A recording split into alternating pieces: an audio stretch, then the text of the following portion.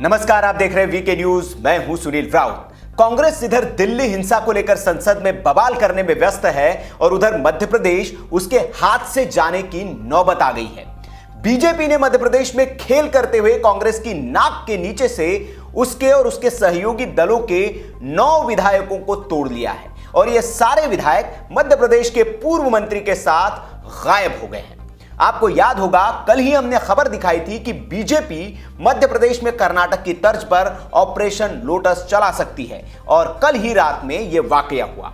बागी 9 विधायकों के साथ मध्य प्रदेश बीजेपी के कद्दावर नेता और पूर्व मंत्री नरोत्तम मिश्रा बीजेपी के सत्ता वाले सूबे हरियाणा के एक होटल में डेरा डाले हुए हैं। जैसे ही यह खबर दिग्विजय सिंह को लगी, वे मध्य प्रदेश सरकार के मंत्री जीतू पटवारी और अपने बेटे जयवर्धन सिंह के साथ मौके पर जा धमके। तीनों सरकार बचाने की जुगत में आधी रात गुड़गांव के उस होटल में पहुंच गए और बीजेपी पर अपने 9 विधायकों को बंधक बनाकर रखने का आरोप लगाने लगे। गुड़गांव के इस होटल के बाहर आधी रात को जमकर ड्रामा हुआ क्योंकि यहां पुलिस पहले से तैनात थी। पुलिस वालों ने दिग्विजय सिंह और उनके साथ गए नेताओं को अंदर जाने से रोक दिया, ठीक वैसे ही जैसे मुंबई के होटल में डीके शिव कुमार को पुलिस ने रोक दिया था जब कर्नाटक के कांग्रेसी विधायकों से वो मिलना चाह रहे थे जो वहां ठहरे हुए थे। दिग्विजय को जब रोका गया तो वो तैश में आ गए।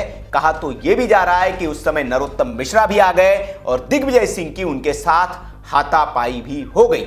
हालांकि इस ड्रामे के बाद कांग्रेस नेता जीतू पटवारी बीएसपी से निलंबित विधायक रामबाई के साथ होटल से वापस जाते दिखे। दिग्विजय सिंह ने यह भी दावा किया कि कांग्रेस के 6 विधायकों से उनकी फोन पर बात हुई है और वे लौटना चाहते हैं।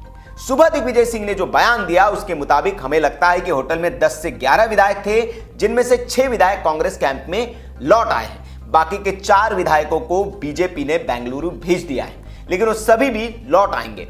जो विधायक होटल पहुंचे थे उनमें कांग्रेस के 4 विधायक थे। इसके अलावा बीएसपी और समाजवादी पार्टी के भी विधायक थे। मध्य प्रदेश की सरकार सुरक्षित थी और रहेगी। दरअसल मध्य प्रदेश की कमलनाथ सरकार एसपी, बीएसपी और निर्दलीय विधायकों की बैसाखी पर चल रही है। 1-2 भी इधर उधर हुए तो गेम बिगड़ सकता है, इसलिए कमलनाथ सरकार के सिर पर हमेशा तलवार लटकी रहती है। मध्य प्रदेश में 230 विधानसभा सीटें हैं और सरकार बनाने के लिए 116 विधायकों की जरूरत होती है। कांग्रेस के पास अपने 114 विधायक हैं और उसे बहुजन समाज पार्टी के 1, समाजवादी पार्टी के 1 और 4 निर्दलीय विधायकों का समर्थन हासिल है, यानी जरूरत से 4 ज्यादा। उधर बीजेपी के पास 107 विधायक है, जबकि 2 विधानसभा की सीटें अभी खाली हैं जिन पर चुनाव होना है। दिग्विजय सिंह अभी भले ही ये कह रहे हो कि सरकार पर से संकट टल गया हो, लेकिन ये पूरा सच नहीं है क्योंकि अभी कांग्रेस से बागी सभी विधायक वापस नहीं लौटे हैं। इधर मजेदार बात ये कि इस मामले पर ज्योतिरादित्य सिंधिया से जब पूछा गया तो उन्होंने इस बारे में जानकारी होने से ही इनकार कर दिया। उधर बीजेपी इस पूरे मामले पर दिग्विजय सिंह के ही मजे लेने में लगी हुई है। मध्य प्रदेश विधानसभा में नेता प्रतिपक्ष गोपाल भार्गव ने चुटकी लेते हुए कहा कि ये सिर्फ राज्यसभा में जाने के लिए हाईकमान पर प्रेशर बना रहे हैं। ये बता रहे हैं कि विधायक सिर्फ इनके पास है। गोपाल भार्गव का यह निशाना दिग्विजय सिंह पर था। अब इस बात से में कितनी सच्चाई है ये तो दिग्विजय सिंह ही बता सकते हैं, क्योंकि कांग्रेस के लिए मध्य प्रदेश में सिंधिया से नाराजगी भी महंगी पड़ सकती है और दिग्विजय सिंह भी ये दिखा रहे हैं कि उनको राज्यसभा नहीं भेजा गया तो सरकार खतरे में है।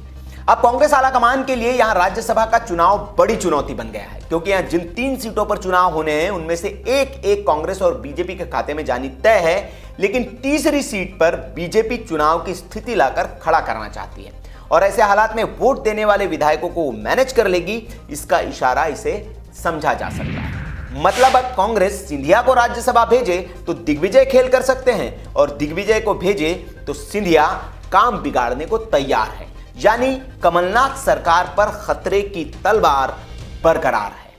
नमस्कार।